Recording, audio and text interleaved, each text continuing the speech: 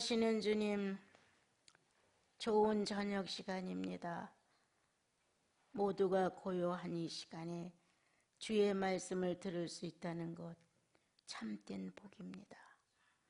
사람처럼 살아보라고 예수님 보내주셨고, 좀 더 성장하여 아버님의 마음을 헤아려 효도하라고 성령조차도 주셨습니다.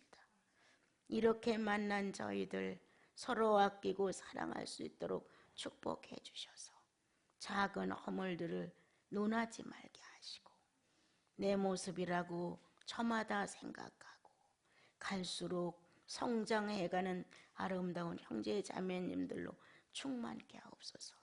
오늘부터 시작된 나흘의 시간 속에 고난의 주님을 영혼 속에 사겨서 다시 한번 공허한 영혼을 채울 수 있는 좋은 시간 되게 하소서. 예수님의 이름으로 기도합니다. 아멘. 이사야 53장을 이번 고난주의 말씀으로 정했습니다. 이사야 53장, 참 이게 아주 오랜 세월 전에 참 제게 은혜를 많이 입혔던 장이고요. 또 언제든지 이렇게 소중한 것들은 꼭 한 번 말씀을 전하고 세상을 뜨는 게 좋겠다, 이런 마음이 늘 있었어요. 유감없이 아가서를 전달할 수 있었는데, 이번에는 이제 53장을 이제 선택을 하면서, 나는 모든 것에 미숙하고 옹졸하고 졸렬하지만 주님께서 좋으신 말씀을 영혼 속에 씨를 뿌려 놓으셨으니까 결실을 좀 거둬 주셔서 나시린 좋은 형제 자매님들과 더불어 좋은 교제를 했으면 좋겠다, 이런 마음이 있었어요. 그래서 53장을 선택하게 됐습니다. 우리 다 같이 한번 읽죠. 우리가 전한 것을 누가 믿었느냐? 여호와의 팔이 누구에게 나타났느냐? 그는 주 앞에서 자라나기를 연한 순 같고 마른 땅에서 나온 뿌리 같아서 고운 모양도 없고 풍채도 없은즉 우리가 보기에 흠모할 만한 아름다운 것이 없도다. 그는 멸시를 받아 사람들에게 버림을 받았으며 간고를 많이 겪었으며 질고를 아는 자라. 마치 사람들이 그에게서 얼굴을 가리는 것 같이 멸시를 당하였고 우리도 그를 귀히 여기지 아니하였도다. 그는 실로 우리의 질고를 지고 우리의 슬픔을 당하였거늘 우리는 생각하기를 그는 징벌을 받아 하나님께 맞으며 고난을 당한다 하였노라. 그가 찔림은 우리의 허물 때문이요 그가 상함은 우리의 죄악 때문이라. 그가 징계를 받음으로 우리는 평화를 누리고 그가 채찍에 맞음으로 우리는 나음을 받았도다. 우리는 다 양 같아서 그릇 향하여 각기 제 길로 갔거늘 여호와께서는 우리 모두의 죄악을 그에게 담당시켰도다. 그가 곤욕을 당하여 구려올 때도 그의 입을 열지 아니하였으며 마치 도성으로 끌려가는 어린 양과 털 깎는 자 앞에서 잠잠한 양같이 그의 입을 열지 아니하였도다. 그는 곤욕과 시문을 당하고 끌려갔으나 그 세대 중에 누가 생각하기를 그가 살아있는 자들의 땅에서 끊어짐은 마땅히 형벌받을 내 백성의 허물 때문이라고 하였으리요. 그는 강포를 행하지 아니하였고 그의 입에 거짓이 없었으나 그의 무덤이 악인들과 함께 있었으며 그가 죽은 이의 부조와 함께 있었도다. 여호와께서 그에게 상을 받게 하시기를 원하사 질고를 당하게 하셨은즉 그의 영혼을 속건제물로 드리기에 이르면 그가 씨를 보게 되며 그의 날은 길 것이요 또 그의 손으로 여호와께서 기뻐하시는 뜻을 성취하리로다. 그가 자기 영혼에 수고한 것을 보고 만족하게 여길 것이라. 나의 의로운 종이 자기 지식으로 많은 사람을 의롭게 하며 또 그들의 죄악을 친히 담당하리로다. 그러므로 내가 그에게 존귀한 자와 함께 복을 받게 하며 강한 자 나누게 하리니 이는 그가 자기 영혼을 버려 사망에 이르게 하며 범죄 중 하나로 헤아림을 받았습니다. 그러나 그가 많은 사람의 죄를 담당하며 범죄자를 위하여 기도하였느니라. 우리가 여러 해를 두고 부활절이 가까워지면 이제 고난주 이럴 때 늘 또 아니면 사순절 그런 시기 때는 이렇게 주님의 고난장을 뒤져서 우리가 이제 각자가 집에서 읽으며 또 묵상하며 보통 때 평상시에 고난에 많이 참여하지 못한다 할지라도 이런 절기를 통해서 고난을 자기 영혼에 접목을 시키다 보면 어쿠 내가 너무 뻣뻣하게 살았구나. 어쿠 내가 너무나 건방졌구나. 이렇게 자신도 모르게 그 말씀을 가까이 하다 보면 아버지와 내가 맞지 않는 모습을 발견하게 되는 거예요. 뭐 소리를 치거나 남에게 알려서가 아니라 마음이 이렇게 주님 앞에서 조용해지면서 정숙해지면서 아 정말 그렇다. 내가 그냥 막대 먹은 노동자처럼 살았구나. 예의도 법도도 지식도 없는 사람처럼 무교양하게 살았구나. 이렇게 성도로서의 하나님 아버지의 자녀로서의 어떤 규모 없는 생활을 한 게 들춰지게 되어요. 그럼 당연히 자기 자세를 찾죠. 유전자는 늘 아버지와 맞춰지는 유전자의 기쁨을 맛보시고자 원하셔요. 그래서 이제 하나님의 자녀라는 신분을 딱 찾게 되면 이제 그때부터 자기 자신이 이제 얼마 기간은 죄송스럽고 미안하고 송구스럽고 나름대로 재결심을 하지요. 주님 그랬습니다. 철이 또 없었어요. 이렇게 하면서 이 다정한 언어, 다정한 감정, 뭔가 자식으로서 아버지의 유전자와 좀 어긋났다는 마음을 표현으로 하고 싶은 이 감정 정리가 따뜻하게 우러나와요. 막 거칠고 반역적이고 막 대적하는 이런 감정이 아니라 정말 어린애같이 단순하고 순한 마음으로 나이가 100세가 됐다 할지라도 난 똑같다고 생각해요. 그래서 그분 앞에 와서 자녀답게 고난주의 주님을 회상해 보면서 나는 너무 많이 거칠고 건방지고 교만하고 오만스럽게 행하고 이렇게 했던 제 자신들의 모습이 좀 들춰지게 되지요. 예. 그래서 이제 다시 턴에서 돌아와서 성도의 본연의 자세를 찾게 되고 거룩한 성령을 모신 자다운 심성이 발달이 되어요. 그래서 고운 언어, 고운 감정, 고운 행동 이런 것들이 누가 시켜서가 아니라 유전자의 소원이 이루어지는 거예요. 하나님의 유전자가 가지고 있는 특성이 이루어지는 거예요. 그래서 이제 만약에 1년 동안 좀 거칠게 살았다 할지라도 이런 절기를 주셔서 아버지는 오늘도 사랑하는 자녀들이 역시 나를 닮았어. 역시 내 자식이야. 이렇게 그분의 가슴이 막 뿌듯해지는 거예요. 주님의 마음이 꽉 차오르는 거예요. 나름대로 다 연약하고 부족하고 하지만 아버지는 자녀들의 그렇게 자기 자신을 재발견하고 찾아서 다소곳이 공손하게 주님을 찾는 그 예쁜 모습에 스스로 주님은 감동하시고 막 기쁜 거예요. 우리들의 삶에서도 자식들이 부모에 대해서 고마움을 표현해봐요. 얼마나 그 사랑스러워요. 그것보다도 더 그 부모의 심정을 알아주는 언어를 표현해봐요. 내 새끼 다 컸네. 내 자식 다 성장했네. 이 가슴 충만해 오는 이 뿌듯한 마음이 모든 희생을 다 소화시키고 오직 기쁨, 함께 나누는 충만, 이 땅에서 내가 자식을 낳고 살았다는 부모의 심정 이런 것들이 다 모여져서 결국 주님께 감사합니다. 자녀들도 부모님에 대한 따뜻한 사랑을 느낄 때 주님 감사합니다.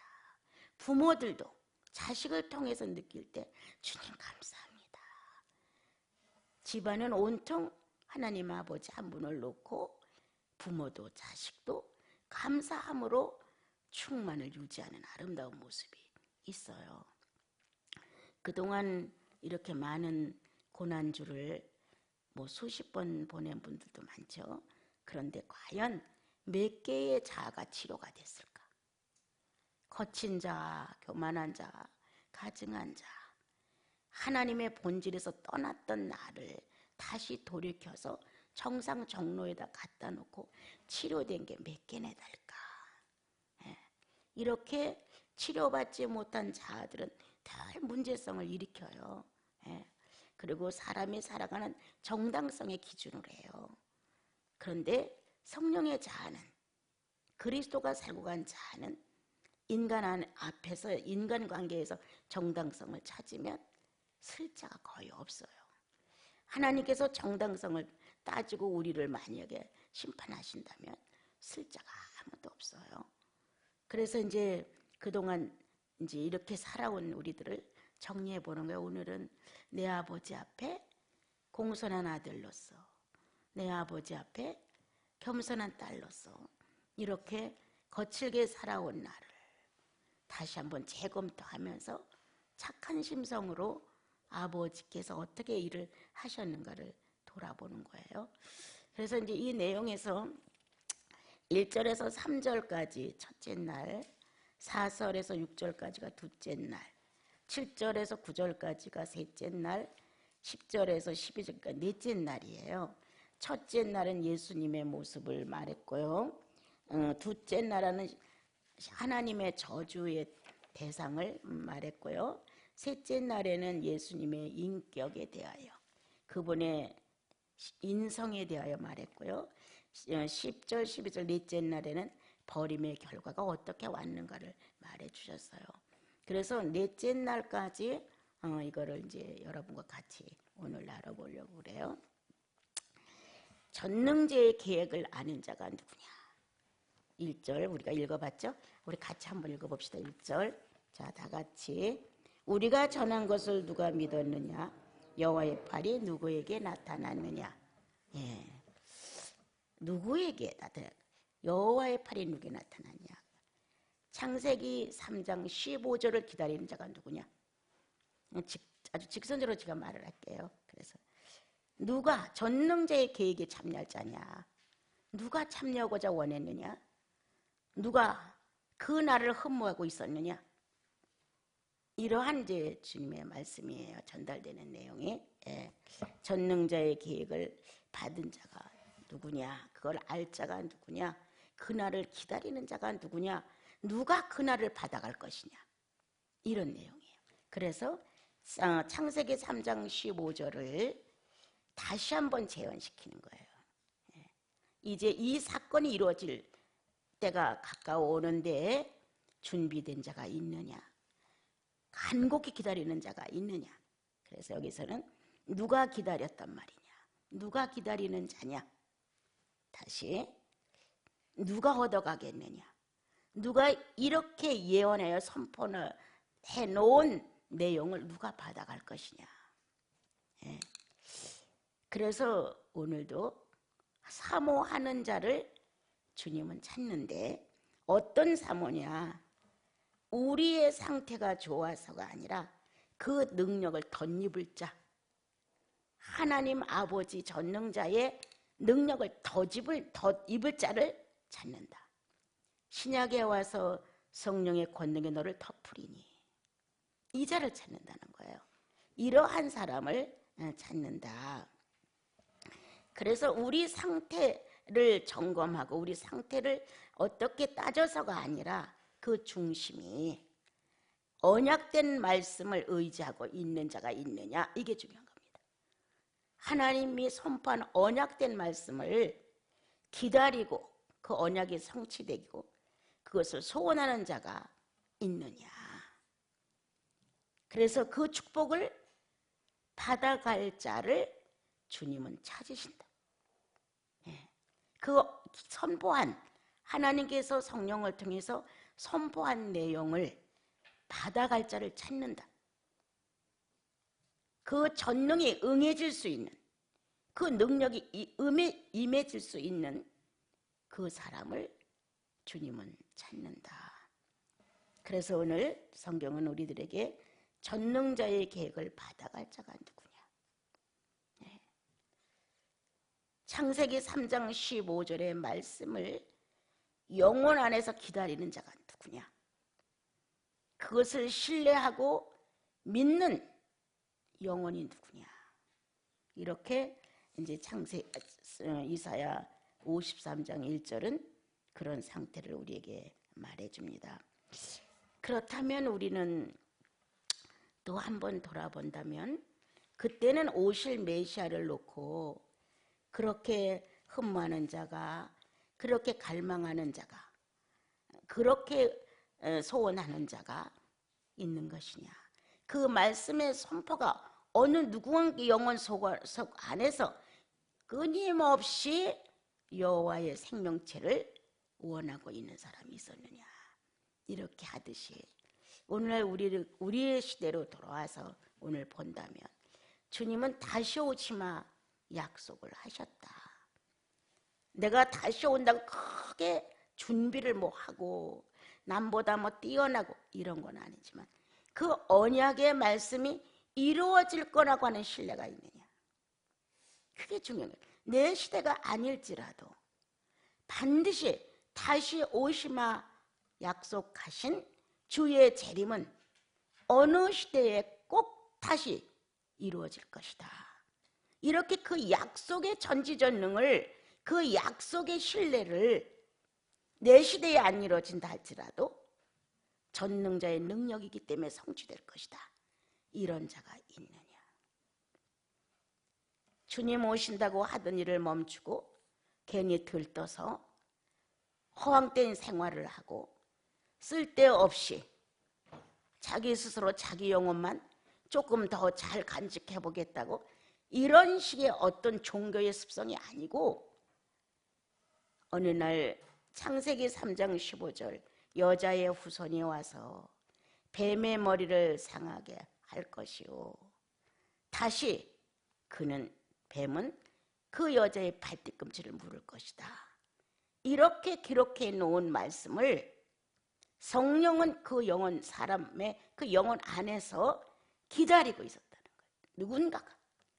그리고 이 말씀은 나에게 꼭 이루어지지 않아도 하나님의 말씀이기 때문에 성취되어야 된다는 이러한 마음을 가진 사람이 계속 존재해 와야 된다는 거예요.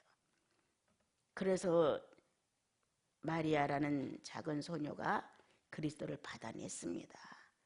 근데 지금 우리들도 똑같이 한번 돌아봤을 때 과연 우리는 그리스도의 성령을 이미 받았고 어느 부분에서는 그리스도의 예언이 성취됐어요.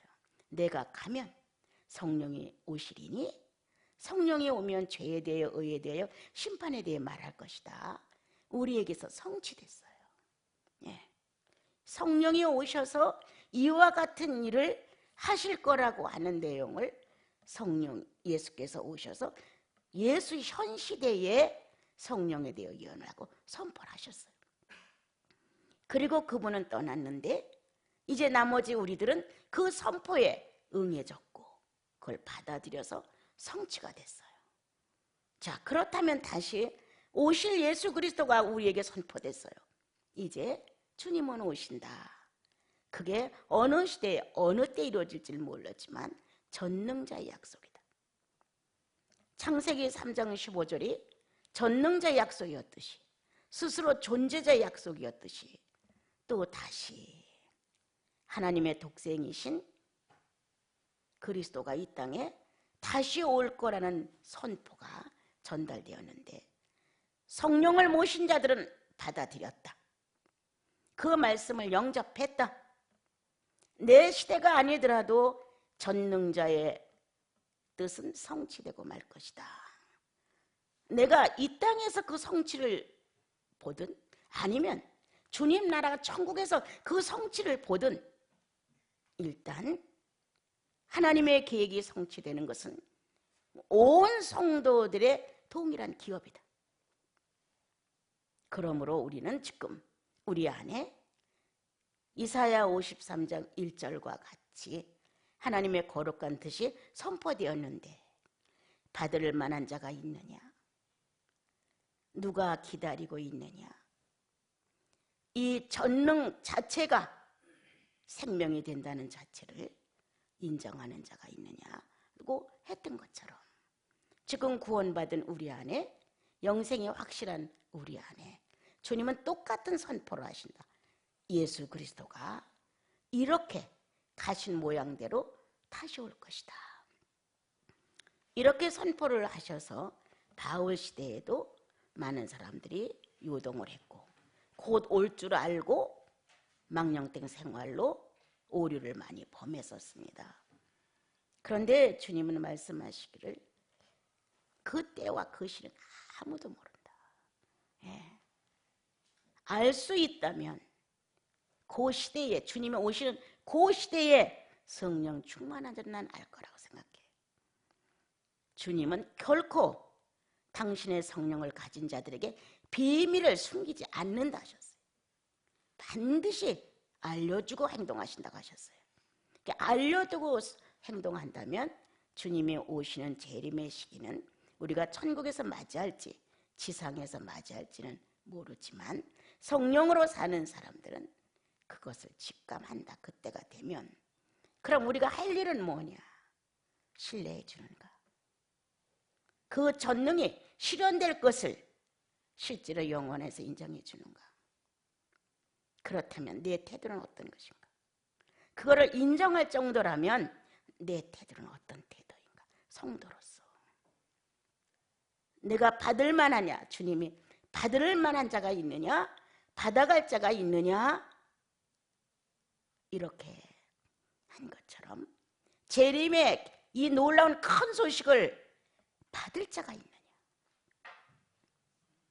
그렇게 우리 안에 재림의 소식이 꽝 하고 울리면서 받을 자가 있다면 그 시대에 그 사람들은 참 복받은 사람들이죠. 그러나 우리도 복받았다. 예. 오시마 약속하신 재림의 기쁜 소식이 이 안에 살아 움직인다. 그분은 현실이다. 다시 오신다. 역사의 인물이었듯이 재림도 역사의 인물로 남을 것이다. 분명한 사물계의 실존으로 그는 그림자도 아니요 허상도 아니요 유령도 아니다. 실제의 인물이다. 이렇게 모든 사람들이 감각할 수 있도록 역사의 주인공으로 재림의 예수가 다시 온다는 이 사건을 여러분 기다리십니까? 정말 여러분과 나는 내 주님의 전능을 신뢰해. 내 시대에 안 이루어진다 할지라도 우리는 내 구주의 재림의 나팔 소리가 다시 한번 크게 울려질 거라면 울려져야 한다고 신뢰해. 이렇게 누가 믿었느냐, 누가 받아갈 것이냐, 누가 기다렸느냐, 누가 이걸 의지화시키고 있느냐 마음 안에 이렇게 하신 것처럼 그 시대의 사건이 오늘날 우리 시대의 사건과 다를 바가 하나도 없다. 그러면 나와 여러분에게 가장 큰 신비는 그 약속이다. 가장 큰 신비는 내가 예언을 하고 내가 병을 고치고 내가 천국을 갔다 왔다는 그게 신비가 아니고 주님의 선포된 말씀이 영혼 안에서 존재하여 그분의 삶이 실현된다고 하는 걸 의지화시킨 사람, 복 있는 사람입니다. 여러분, 남들처럼 구제를 척척 많이 하는 것도 아니요, 산기도를 많이 하는 것도 아니요, 금식기도를 하는 것도 아니요, 남들처럼 남을 존중해가며 이렇게 하는 사람들 우린 거의 아니에요. 종교성은 없어. 그렇지만 주님을 섬기는 신앙의 인격은 있어야지요. 종교성은 없어도 형식과 외식을 취하고 사람들이 보고 듣고 말하고 하는 데에 대하여 서로가 칭찬해주고 입을 모아 우러러봐주고 인정해주고 이런 게 문제가 아니에요. 이건 아니다. 오늘도 나와 여러분은 창세기 3장 15절의 성취를 그렇게 의지화했듯이 그분들이 있었듯이 지금 다시 오시마 약속하신 재림의 주를 그렇게 받아내려고 하는가? 우리 시대에 오시기를 기다리는가? 아니면 그 전능의 의지가 영혼 속에서 그대로 실현될 것을 현실화시킬 수 있을 만큼 역사적인 사건이 될 거라고 하는 것에 대하여 기대하고 있는가? 난 이런 말 꼭 전해주고 싶었어요. 그리스도는 전설의 사람이 아니다. 역사적으로 근거 있는 분이다. 유대 역사가 존재하는 한 예수의 역사는 분명하다. 이스라엘 민족이 존재하는 한 구약 율법이 존재하듯이 똑같습니다. 그래서 오늘 1장 1절의 내용을 깊이 돌아보라. 나 어떻게 살아왔나? 종교성에는 열중했지만 말씀을 의지화시켰는가? 한번 돌아보자. 그리고 만약 내 시대에 아닐지라도 다른 시대에 이와 같이 선포된 내용이 실제화될 수 있기를 갈망하는 하나님의 아들, 딸들을 영혼 안에 의지되어 능력을 덧입을 자가 있는가? 그래 주기를 우리는 소망하는가? 누군가는 주님을 기다려주고, 누군가는 주님을 받아내고, 누군가는 그의 능력을 덧입고 의지화될 수 있는 인격을 갖추고, 이렇게 되기를 우리 시대에 안 이루어진다 할지라도 주님은 늘 현 시대니까 어느 때인가는 반드시 이루어져야 되니까 그것이 이루어지기를 우리는 원하고 있는가?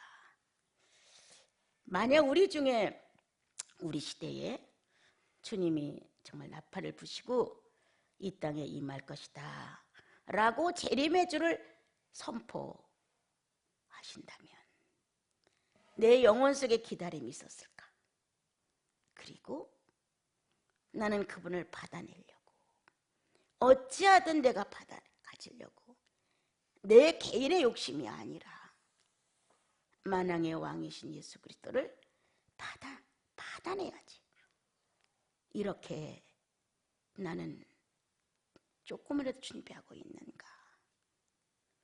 종교의 습성은 시간을 맞추고 예배라고 하는 너울을 쓰고 속에는 탐욕과 더러움이 가득 차도 그냥 그렇게 믿으면 되는 것처럼 그렇게 사는 게 우리인데, 이런 종교성은 파괴돼야 된다.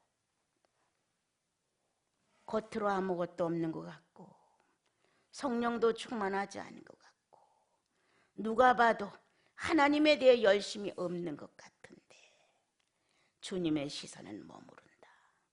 네가 기다리고 있구나. 네가 받아낼 것이다. 네가 능력 있는 말씀을 덧입고 의지화된 인격을 갖추고 있을 것이다. 이렇게 주님이 우리 안에다가 축복을 해주셔서 이제 나와 여러분은 그냥 지나가는 것이 아니라 구약의 성도들이 3장 15절을 성취하는 것을 소원했듯이 우리도 다시 오시마 약속하신 그리스도를 성취해보자. 그래서 나와 여러분은 이 고난주를 맞이해서 종교생활에 열중했던 이 부끄러움, 거기에는 뭔가 빠짐없이 모든 걸 하지만 실제에 관계되는 이 성령의 역사 속에 그리스도를 역사적인 현실로 이끌지 못하는 자신을 한번 깊이 생각해봐야 되겠죠. 찬양 속에서의 얼마 동안의 감동, 기도 속에서 얼마 동안의 감동, 성경을 보며 깨달았다는 내용들 다 좋다. 그러나 실제적으로 주님과 내가 연결될 탯줄이 끊어져 있다면 무슨 의미가 있냐? 아무런 의미가 없다. 2절 읽읍시다. 다 같이. 자, 한번 크게 읽어보세요. 시작.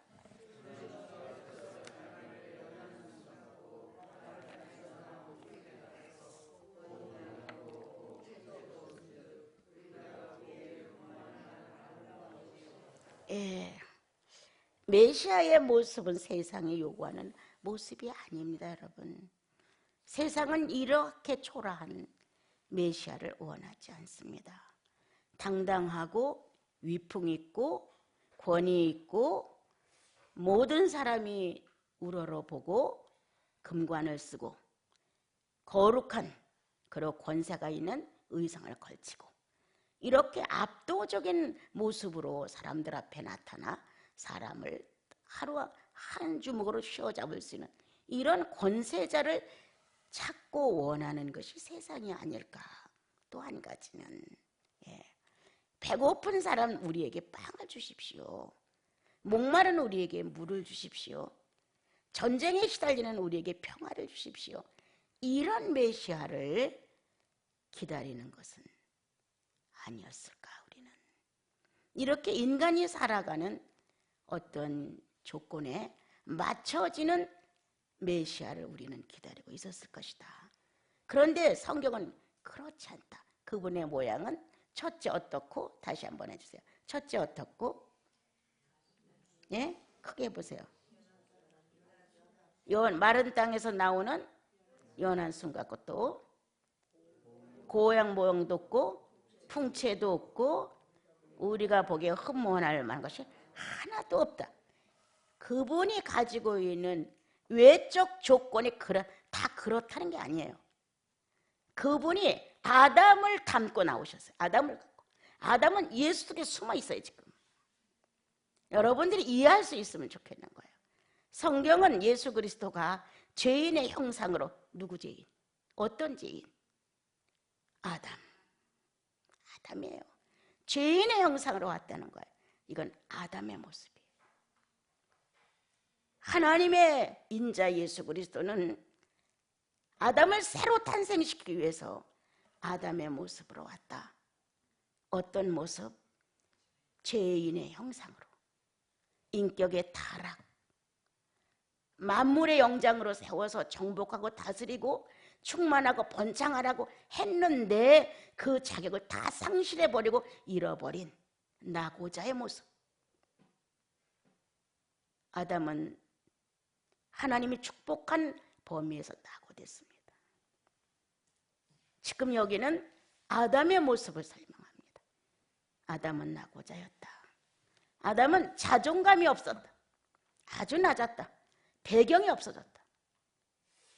자기를 책임지고 이끌어 갈 수 있는 하나님께서 결별했다. 너와 나는 아니야.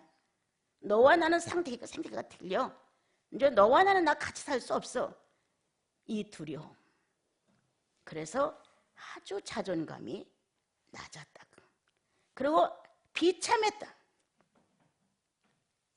비참했기 때문에 늘 열등적이었다.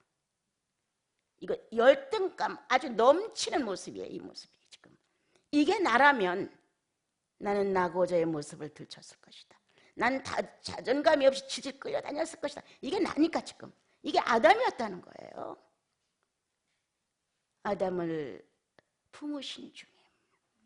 아담이 가지고 있는 죄인의 형상, 죄병을 갖고 이렇게 표현됐다. 그는 낙오자였다. 그는 자존감이 낮은 비열한 사람이었다. 그는 열등에 꽉 찬 사람이었다. 그는 어떤 사람? 비참한 사람이었다.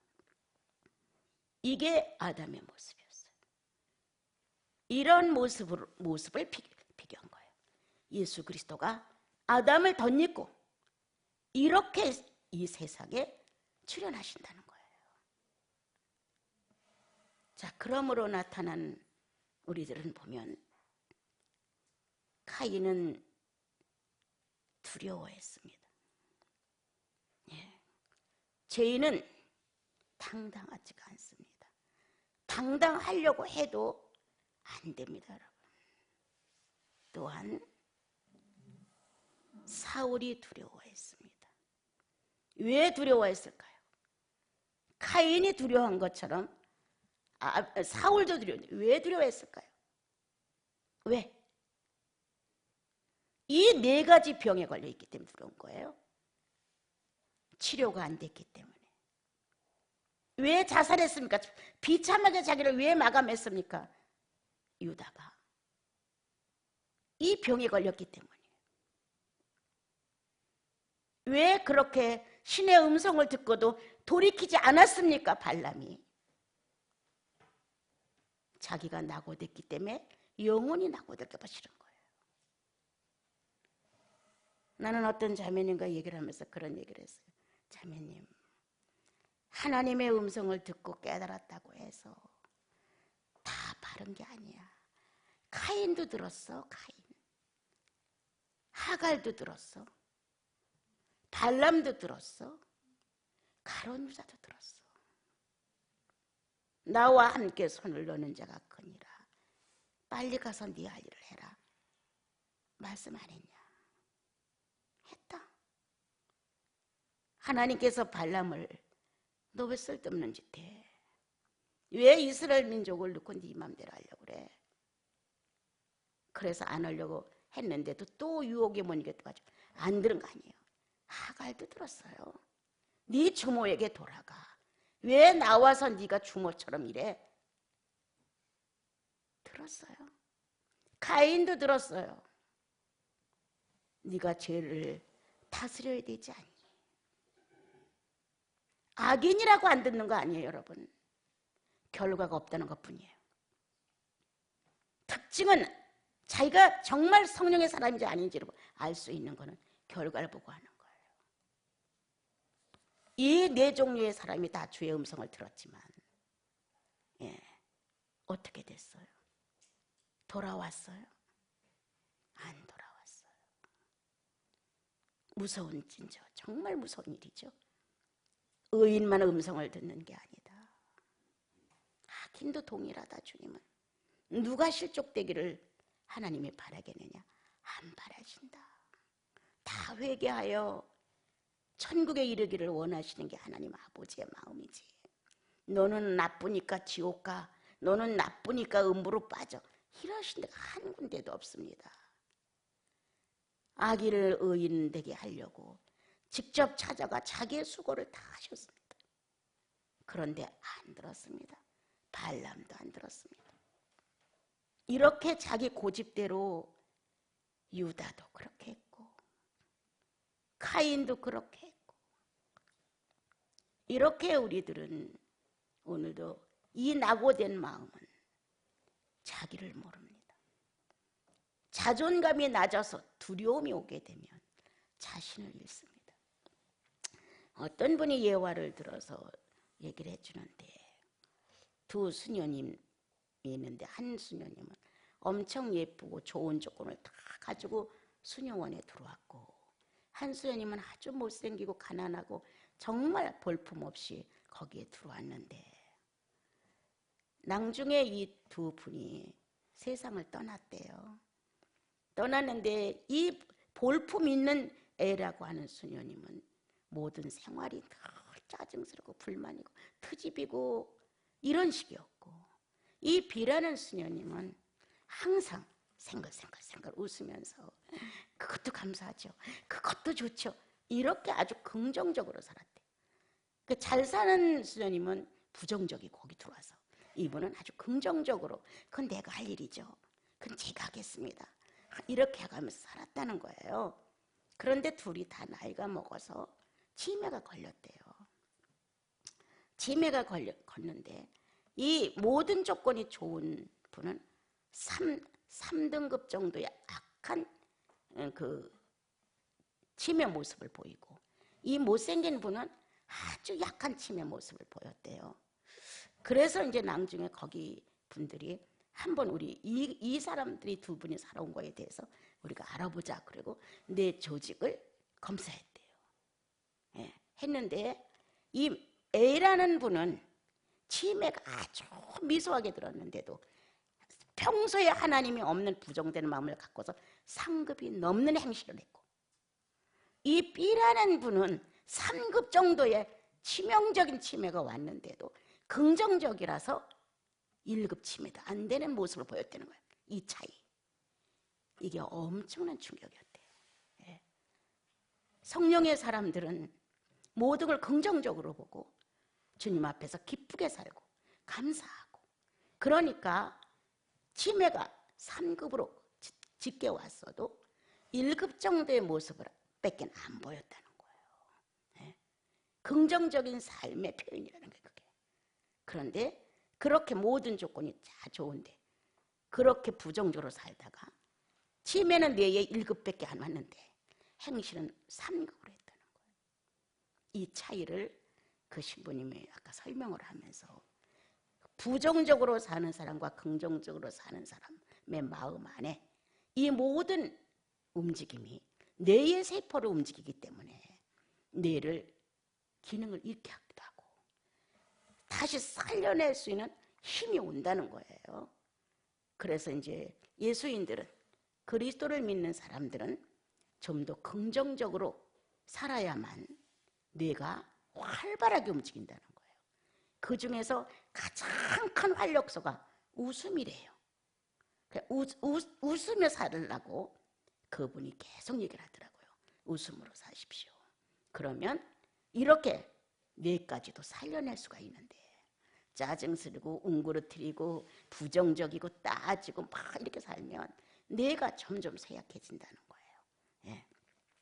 오늘 2절의 말씀, 아담은 하나님을 거역하고 낙오자가 된 병자였다. 자존감이 낮은 병자였다. 열등감에 시달리는 병자였다.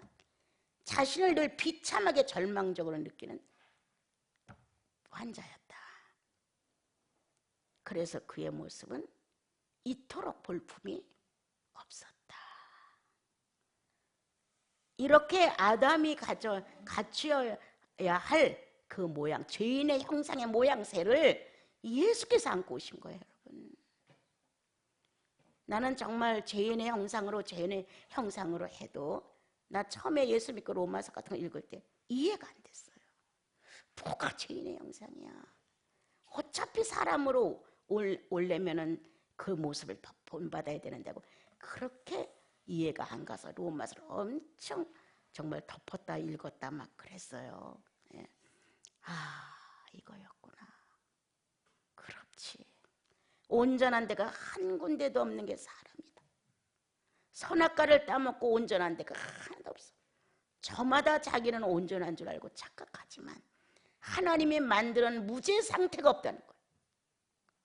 무죄 상태가 하나도 없어. 의인은 없나니 정말 하나도 없죠. 이렇게 주님이 이제 예수 그리스도를 통해서 이러한 상태에 나와 여러분을, 죄병이 충분히 들어있는, 어느 한 군데도 죄가 손대지 않은 곳이 전혀 없는 나와 여러분을 이제 53장 마지막까지 가면 부활로 우리를 일으키는 것을 볼 수가 있습니다, 여러분. 자, 3절 좀 읽어주세요.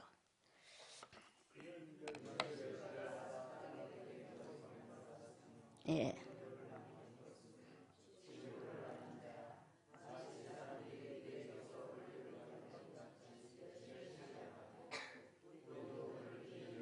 아니야, 또다. 예. 죄인의 형상 중에서 자존감이 없는 것은 카인을 생각하면 돼. 예. 그리고 사울을 생각하면 돼. 이 자존감이 없는 것은 늘 두려워요. 당당함이 없고 자신감이 없어서 자기의 실존을 남에게 드러내는데 주저주저해요. 그게 바로 아담이었어요. 선악과를 따먹고 어떻게 했어요, 여러분? 숨었어요.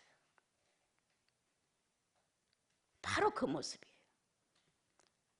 그리고 심판을 할 때에도 자기가 내가 그랬습니다 라는 말을 하지 않았어요. 당신이 만들어준 하와가 그랬죠. 당신이 나에게서 뽑아서, 갈빗대 뽑아서 만들어준 하와, 그 여자가 나로 하여금 그렇게 하게 했습니다, 이렇게 말하죠. 예. 자, 그 다음에 열등의 모습은 어떠냐? 열등의 모습은 항상 악심에 옵니다. 열등의 결과의 마지막 따라오는 악심이에요. 복수심. 예, 늘 계산을 해서 따져. 네가 이익이야, 내가 이익이야. 네가 손해야, 내가 손해야. 내가 얼마나 했어? 네가 얼마나 했어? 이렇게 타산이 늘 깔려있죠. 그래서 열등을 더하는 거예요. 조금해도 자기가 못났어, 그 사람보다. 계산이 좀 미숙해 안 돼, 그 사람이 뒤떨어져. 이미 열등의 병이 들어있는 나는 거기에 대면해서는 아니 되는데 불구하고 대면을 하는 거예요. 이번만은 내가 너를 이기리라. 못 이겨. 이번만은 내가 너보다 점수가 더 좋으리라. 안 돼. 그래서 상대가 나를 또 지적을 하죠. 당신은 왜 이걸 이렇게 놨어? 안 되든가. 왜 이런 식으로 했어요? 안 되든가. 그러면 너는 얼마나 잘해? 상대를 정죄하는데 재빠르죠. 열등이 빚어낸 비굴함. 너는 얼마나 잘했어? 이렇게 상대를 본인이 잘못한 걸 보지 못하고 남이 잘못한 걸 먼저 정죄하죠. 그래? 내가 그건 잘못한 거지. 내가 그렇게 했네. 이렇게 들어오지 않아요. 너는 얼마나 잘했어? 그때 너는 이렇게 했잖아. 이럴 때 너는 이렇게 했잖아. 이렇게 상대의 연약성에 먼저 자기 문제 해결하지 않고 상대 거를 걸고 넘어지는 악심. 악심이에요. 이렇게 열등은 아주 악한 결과를 가져오는 것을 우리가 볼 수 있어요. 그리고 어떻게 생각하느냐? 버림과 멸시를 당했다고 생각해. 내가 저 사람한테 멸시를 당했어. 당했다고 생각하는 데서는 언제든지 이 마음이 패배자의 마음이 돼요. 패배자의 마음. 내가 버림을 받았어. 내가 왕따를 당했어. 내가 그들이 뭔데 나를 갖다 무시를 해. 이렇게 되는 마음 안에는 당했다는 생각 때문에 헤어나지를 못해요. 이렇게 무서운 병이 들어있는 거예요. 누가 이 모습을 사랑하겠어요? 누가 이 모습을 좋아하겠어요, 여러분? 그러니까 예수 그리스도가 버림을 받는 거예요. 아무도 안 좋아하니까. 이게 누구예요? 아담이에요. 이게 바로 누구예요? 나예요, 여러분. 이 모습을, 아담의 모습을 그대로 빼안고 주님이 오신 거예요. 그가 간고를 겪고 질고를 아는 자라. 여러 가지 병이 가득 차 있었다. 여러 가지 병이. 그래서 질병에 시달렸다. 얼마나 많은 1000가지에 가까운 질병을, 죄의 지체를 가지고 사는 게 인간의 시입니다. 인간의 심리 속에 들어있는 이 잔병들을 주님이 안고 오셨다. 치료하시려고. 아담과 아담의 후예들이 죄의 지체를 마음껏 사용해서 얼마나 많은 질병을 해산해내는지 모른다. 지금도 알 수 없는 병들이 많이 발생해요. 지금도 계속적으로 발생해요. 약이 나오고 고쳐지고 의학도 어마어마하게 발전하지만 죄가 남기는, 과학이 남기는, 현대 문명이 남겨주는 질병은 어마어마한 양을 갖고 있어요, 여러분. 이렇게 질병을 안고 오신 예수 그리스도, 아담의 질병을, 아담의 후예들의 질병을 당신이 품으셨다는 거예요. 그리고 지독한 가난에 시달렸다. 사람들이 싫어요. 나는 이 사람 이렇게 지저분하고 가난하고 이런 거 싫어요 하고 박대하고 발로 차고 싫다고 할 만큼 주님이 가난했다는 거예요. 간고를, 어려움을 많이 겪었다는 거예요. 가인이 가는 데마다 살 수가 없었어요. 아벨을 죽이고 나니까 정신의 두려움증이 와가지고 자기를 환영하는 것 같지가 않았어요. 자기 정신의 마음이 어려워서. 그래서 하나님 앞에 가서 사람들마다 나를 다 죽이려고 하는데 나 어떻게 하면 좋아요? 결코 그렇지 않다. 내가 너를 보장하마. 다만 네가 공동체를 이룰 수 있는 인격이 없다. 생명은 보존해 주마. 그래서 카인을 유리하는 별이라고 그랬잖아요. 누구와도 합의 안 된다는 거예요. 공동체를 이루고 서로 희생하고 살 만한 인격이 없다는 거예요.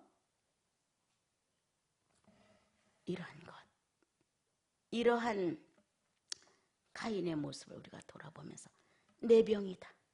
내 병. 두세 사람이 모인 곳에서도 늘 문제성을 안고 있는 나. 내 병이로구나. 우리는 우리들이 가지고 있는 이 가난함, 인색함, 굳은 마음, 타산하는 심리, 이 모든 것들을 갖고 지금 살아요. 그래서 나는 늘 말하지는 비인격일 뿐이다. 비인격. 비인격은 고장났다는 거예요. 고장난 인격. 고장난 인격은 하나님과 대면할 수가 없다. 창조주가 나를 만들었고 나를 구원했다 할지라도 안 된다. 예수 그리스도의 값어치가 들어가서 나를 맞대면해서 값을 바꿔놓고 새로운 역사를 하지 않으면 안 된다는 거예요. 그래서 누가 그 모습을 흠모하겠어요? 예? 이런 모습을 누가 흠모하겠냐? 아무도. 아름다운 모양이 전혀 없는 거예요. 3절 다시 한번 읽어보세요. 지금 가르쳐드린 거 보면서요. 시작.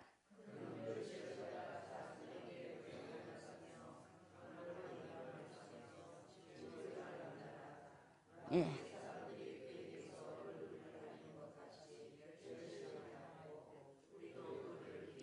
그렇죠.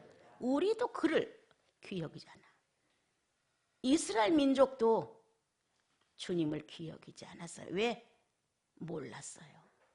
그저 자기들이 살아가는데 필요한 것만 채워주면 되는 걸로 이렇게 알았지. 하나님의 현존의 존재 자체를 귀하게 여기지 않았어요. 자기들 필요한 용도만큼 쓰고 나면 또 하나님을 버렸어요. 또 필요한 용도만큼 막 부르짖어서 얻어서 쓰고 나면 또 버렸어요. 누가 나를 귀히 여겼냐? 누가 예수 그리스도를 귀히 여겼냐? 아무도 귀히 여기지 않다. 왜? 아담의 볼품없는 모습을 갖고 오셨기 때문에. 예.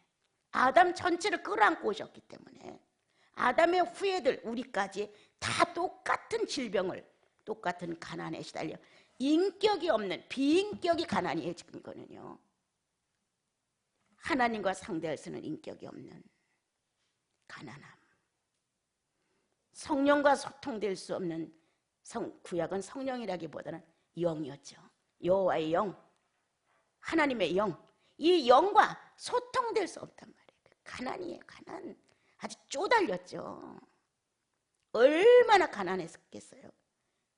그러니까 쪽박을 차고 이방 나라로 갔잖아요.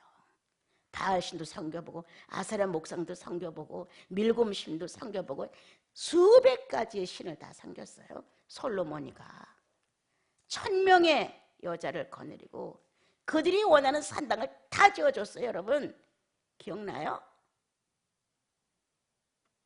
그렇게 타락했다. 그렇게. 그러면 우상이 1000명이야. 1000명.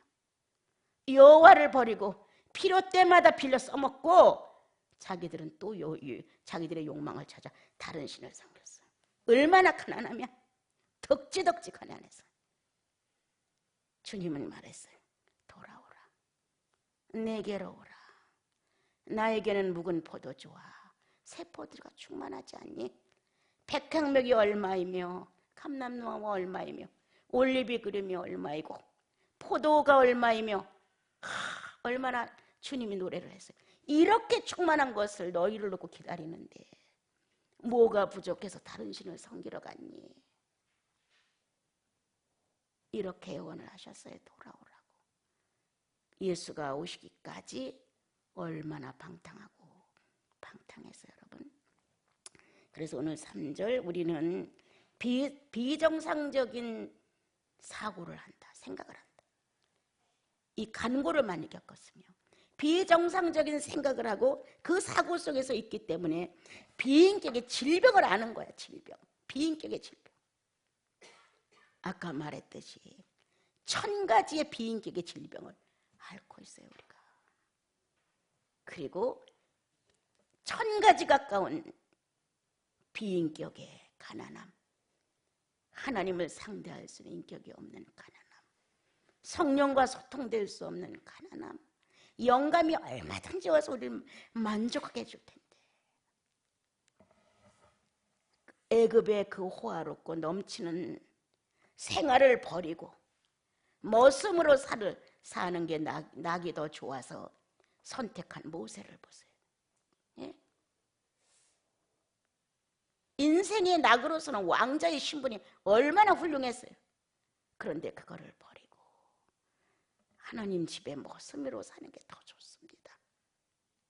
그리고 그 많은 백성을 끌고 가나안을 향해서 가지 않았어요, 여러분? 여호와는 나를 풍족하게 한다. 이번 주일날 저는 생각이 안 나요. 말씀을 전해도 잘 성령의 역사는 어떤 내용만 딱 이렇게 나오거든요. 저는 오늘 원장님 말씀 중에 거부가 됐어요. 그래, 어떤 자매가요? 그래? 뭐가 또 이렇게 거부가 돼서 어떤 내용이었어요? 그러니까 뭐 성령이 충만하면 뭐 가난도 초월할 수 있다며 이런 말을 하는 거예요. 그럼 초월할 수 있지. 돈이 떨어지는 게 아니고 황금이 오는 게 아니고 내 마음의 충만함이 가난에 대하여 그렇게 비굴해지지 않아. 지나가는 과정을 밟고 있는 것에 대하여 성령이 내 안에 감사하게 한다. 나는 가난해서 죄짓지 않았다. 부유할 때 죄질까 봐 떤다. 나는 내 조건이 좋을 때 타락할까 봐 떤다. 두렵다. 그런데 가난할 때는 오히려 아니다. 성령 충만한데 뭐가 그렇게 어려워? 그분들은 내 영혼이 가득 찼는데 그래서 순교도 할 수 있는 거지. 어떻게 생생한 얼굴로 생생한 생각으로 생각한 육체로 어떻게 순교를 해? 못해.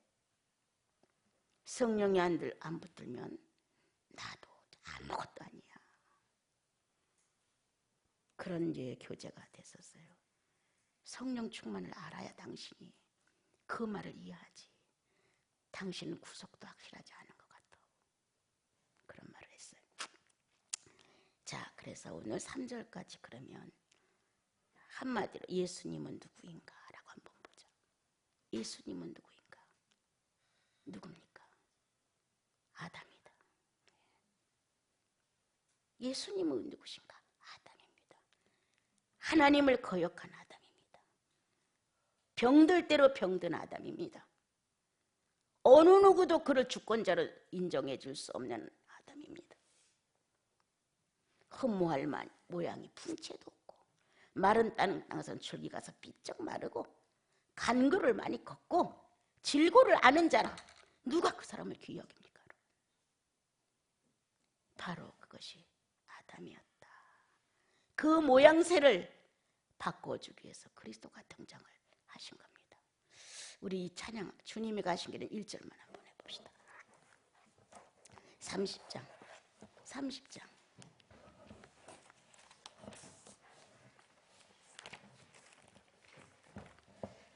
주님이 가신 길은 험난한 가시밭길 내 눈에 위하여 제비국의 제물이 되셨도다. 이 길이 생명의 길, 그 길이 영광의 길, 우리도 주님 따라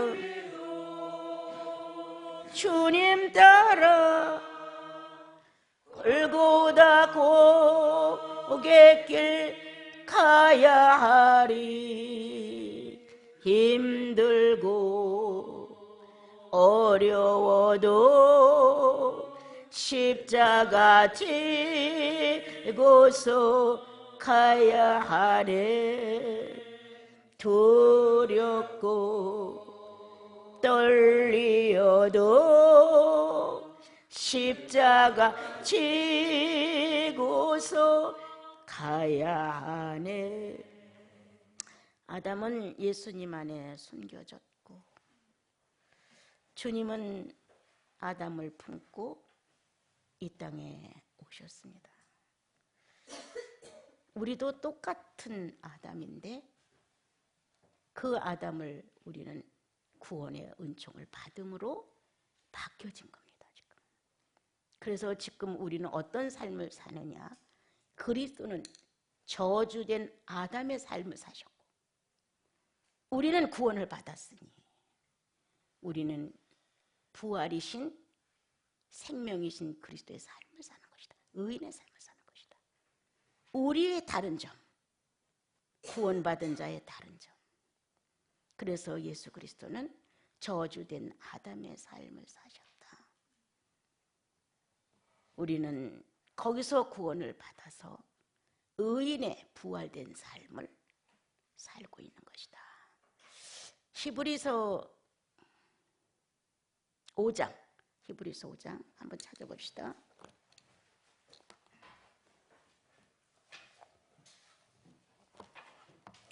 7절 10절 히브리서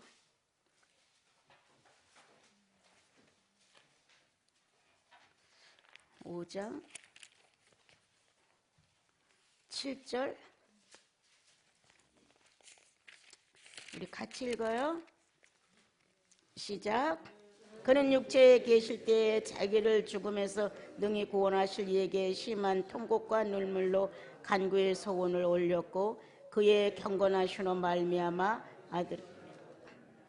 그가 아들이시면서도 받으신 고난으로 순종을 배워서 온전하게 되었은즉 자기에게 순종하는 모든 자에게 영원한 구원의 근원이 되시고 하나님께 멜기세덱의 반차를 따라 제사장이라 칭함을 얻으셨느니라. 예. 아담은 다시 태어난다. 우리는 다시 태어났다.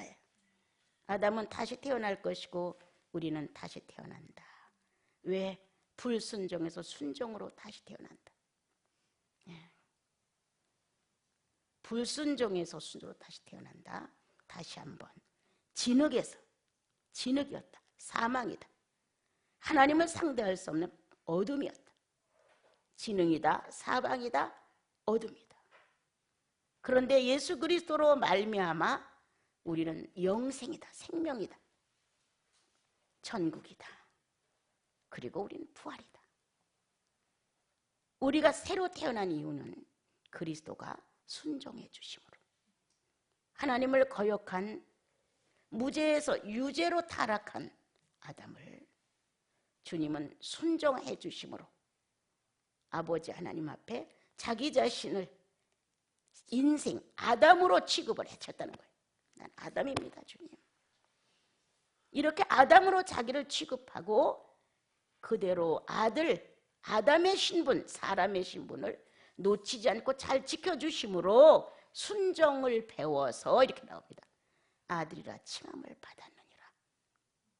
예수의 일생은 불순종에서 순종으로 우리를 다시 탄생시켰다. 그러므로 영생을 얻은 자는 확실합니다.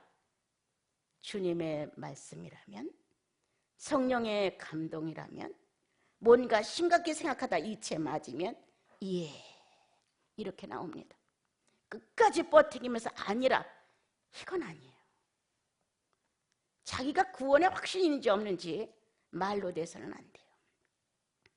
정말 하나님의 아들이실지라도 자기가 사람인 것을, 아담으로 왔기 때문에 아담인 것을 심한 통곡과 눈물로 간구에 올렸다는 거예요. 나는 아담입니다.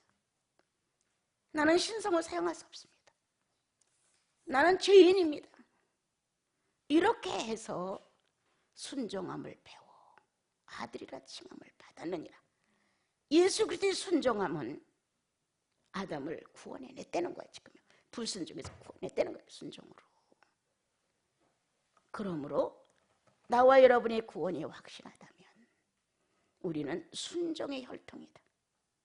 여러분과 나는 순종의 혈통이에요. 아무리 뻣뻣하고 거칠게 나가다도 주께서 조금만 건드려 주시면 네 라고 내 자아를 내려놓죠.